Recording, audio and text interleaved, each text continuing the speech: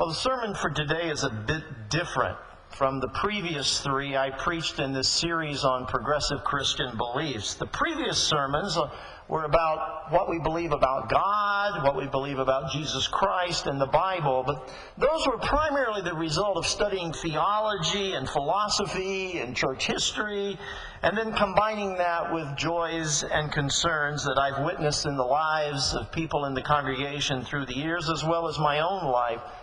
But the sermon today is a bit different. The conviction at the center of my sermon today comes out of a pastoral concern that special holidays like Mother's Day or Father's Day can be very difficult for some, especially for parents who've lost a child. All of us hold convictions for different reasons, don't we? Some of our beliefs are the result of hard work, whether in a university library earning degrees, or whether in the classroom of life experiences. And some of our beliefs, many of them, to be honest, are held because we trust people or institutions or our family, whoever commended these truths to us. And sometimes we believe a truth because we need to believe that truth, and because we hope that in the process of believing it, maybe we'll begin to start living that truth. So for all these reasons, and probably a whole lot more, I want to commend to you this morning the belief that life is a gift, pure and simply a gift. Now, embracing this belief that life is a gift does not always come easily, because much of the culture in which we have grown up, and I'm sad to say even much of religious traditions, are biased against this belief. Even when we say that we believe life is a gift, we sometimes have difficulty really believing and incorporating that truth into our lives. Now, the person who helped me with this early in my life to understand that life was a gift was a minister. His name was John Claypool.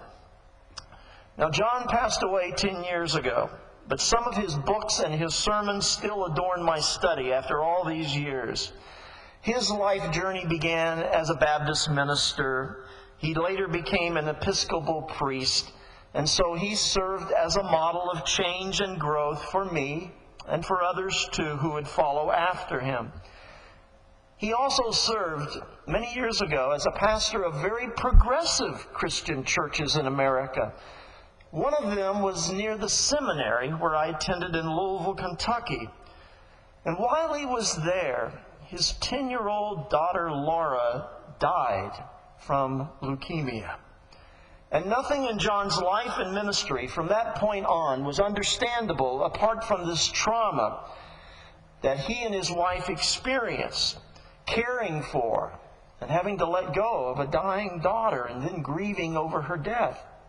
Frankly, I find it difficult to imagine the hurt, the emptiness that must follow the passing of a child. I know some of you here have experienced that kind of loss. And whether or not someone can ever get totally over that kind of loss, I don't know. I do know that for Dr. John Claypool, he never fully got over the loss of his daughter Laura, but he learned from it. And thankfully and courageously, he was willing to share honestly and generously what he had learned through a book. It's called The Tracks of a Fellow Traveler. And if I was on a deserted island and only could have one of 10 books, this would be one of them, because it is one of the most inspiring books I've ever read. Each chapter of that book was a sermon that he delivered in his church just weeks after the death of his daughter. So even in the midst of that terrible loss, he was still able to affirm that life is a gift. Man, that's Easter faith. Dr. Claypool shared about an experience that he had as a child that helped him cope with loss. And so I'm sharing that story with you today in the hopes that there may be someone who needs to hear this story too. When he was a child, World War II was raging, and so gas was rationed. Some of you will remember this. His family did not even own a washing machine, so it was very difficult to keep their clothes clean. When a business associate of his father was drafted into the military, the man asked if he could store his things in the Claypool basement. Among his things was a washing machine. To the joy of the family, the man also encouraged them and said, "Please feel free to use the washing machine while I'm gone." Now, it was John's job in the family to wash all the clothes. So he got to know that old Bendix washing machine very well over the 3-year period. Anybody ever have a Bendix washing machine? Thank you, Bobby. Well, the war did end, thankfully. And one day while John was at school, the owner came and reclaimed his things, including the washing machine. So that when John got home from school that day, he was shocked to find the basement empty, including his beloved washing machine. So he ran upstairs with a lot of anger and resentment in his heart. And he couldn't hide it. And he told his mother, "Someone has stolen my washing machine." But he said, as mothers often do, that his mom taught him a valuable lesson that day that would resurface in his memory 25 years later when he lost his daughter, when he was grappling with much greater loss. His mother told him that day, "You have forgotten how the washing machine ever came to be in our basement in the first place. It didn't belong to us. It was a gracious gift. That we ever got to have it was our great fortune." You see, we relate to gifts differently than we relate to possessions. With gifts, we receive them gratefully and we hold them lightly. And when they are gone or taken away, we use that occasion to give thanks that they were given at all. From our mother goddess, we are given the gift of life. It's a gift, pure, simply a gift. A gift for which we can give thanks every day, but especially on Mother's Day. Of course, this kind of belief does not immunize us against pain. It doesn't eradicate our grief over separation or loss. It does provide us at least a point of entry to find some gratitude for life that can change and heal our lives. Occasionally, but it never happens enough, God grants the world certain special persons, spiritual geniuses, insightful gurus, who can guide all of us into a greater appreciation of life. For example, as a Christian, I can only imagine what it must have been like to be privileged enough to have actually known the historical Jesus, to be in his presence, to sit in his classroom. Special enough that disciples were willing to forsake jobs and family and follow him. They gave up careers, they gave up security. And how devastating a loss it must have been to see him killed. If you believe, as I do, that God is a God of love, and like a parent to every human person, then surely God's heart breaks at the loss of every child who dies. And yet this is Easter season, folks.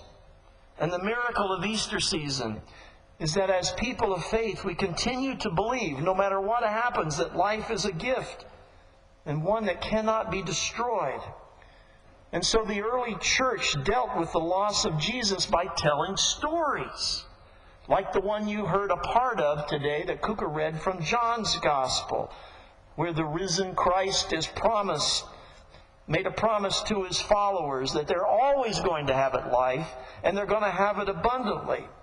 Those kind of stories affirmed their experience, that the divine Spirit they had encountered in the historical Jesus was going to continue to affirm their lives after he was gone. So to recognize life as a gift is to realize that something very important about ourselves as well as all of those around us.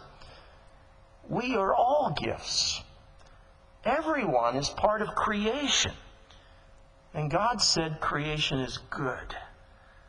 So no matter what others say, and we need to remind our young people of this especially, we have worth from the beginning of our lives, not because of how we look, not because of what we do, not because of what we own or have. It is the breath, the ruach of God that gives us life and endows us with worth. Far too many moments in life are spent trying to earn the approval of others, especially our parents.